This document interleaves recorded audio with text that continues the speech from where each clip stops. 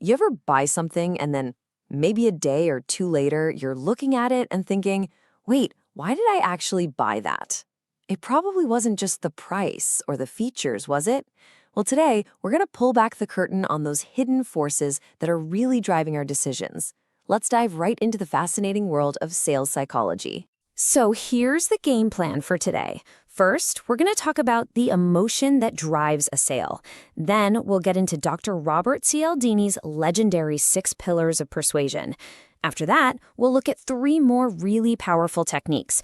And finally, we'll wrap it all up by talking about building trust instead of just making transactions. All right, let's jump into our first section, the emotion behind the sale.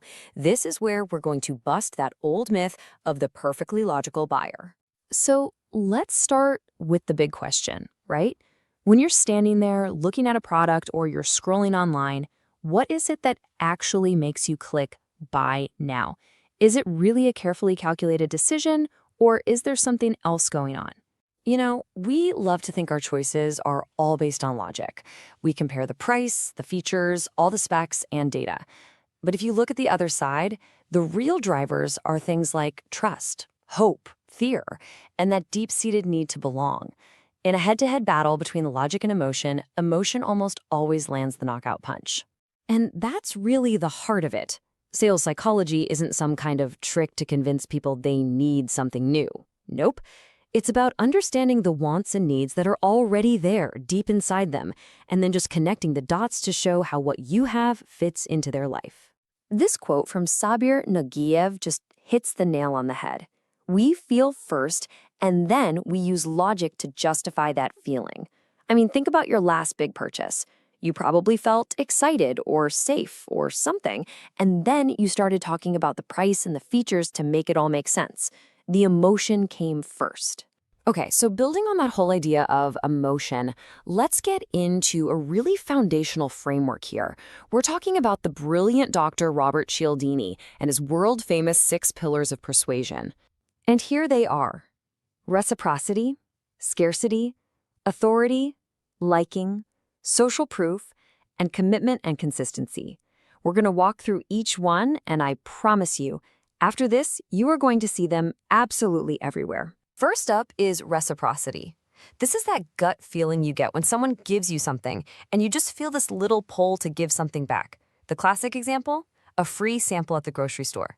You take it, and suddenly, there's this tiny subconscious part of you that feels just a little bit more obligated to buy the actual product.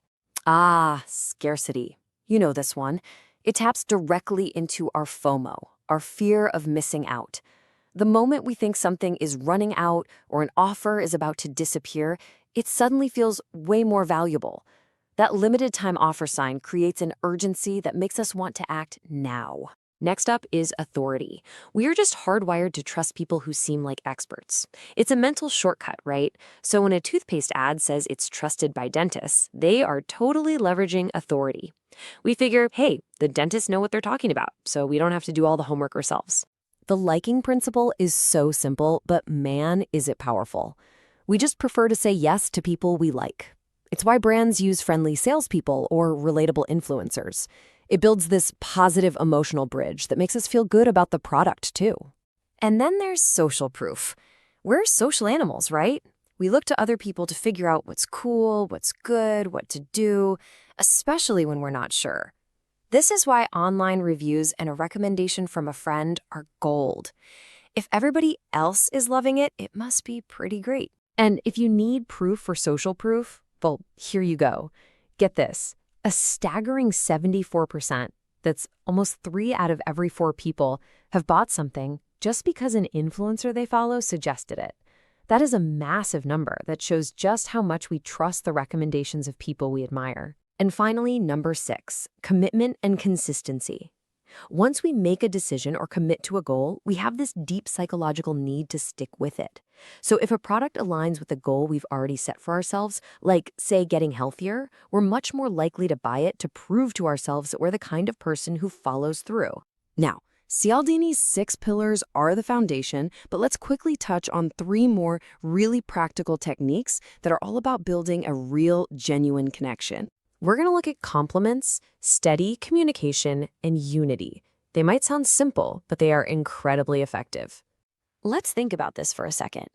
A real, honest compliment does so much more than just make someone feel good. As brand strategist Riley Newman says, it shows you're on the same page. It basically says, hey, I see you and I like what you're about. That simple act can build a ton of trust instantly. The unity principle takes that idea even further. This is all about tapping into a shared identity. When a brand markets itself to, say, fans of a certain sports team, they're not just selling a product. They're saying, we're one of you. We're part of the same tribe. And that feeling of us is an incredibly powerful motivator. So, when you put all of this together, what do you get? Well, it leads us to our final and maybe most important section, making a fundamental shift in your mindset, away from just making transactions and toward building real trust. This quote really brings us full circle. It's not about winning an argument or trying to convince someone of something. The best, most effective, and most ethical way to do things is to just genuinely connect with what another person needs and feels. And this slide just lays it all out perfectly. The old way of thinking was all about pushing products, focusing on costs, and trying to convince. But the new mindset, the one that's really grounded in psychology, is a total game changer. It's about understanding people, aligning with their values, and most importantly, connecting. And that really leaves us with one last big question to think about. Whether you're selling a product, a service, or even just an idea, is your main goal to convince someone that you're right? Or is it to build a bridge and actually connect with them? The answer to that question really changes everything.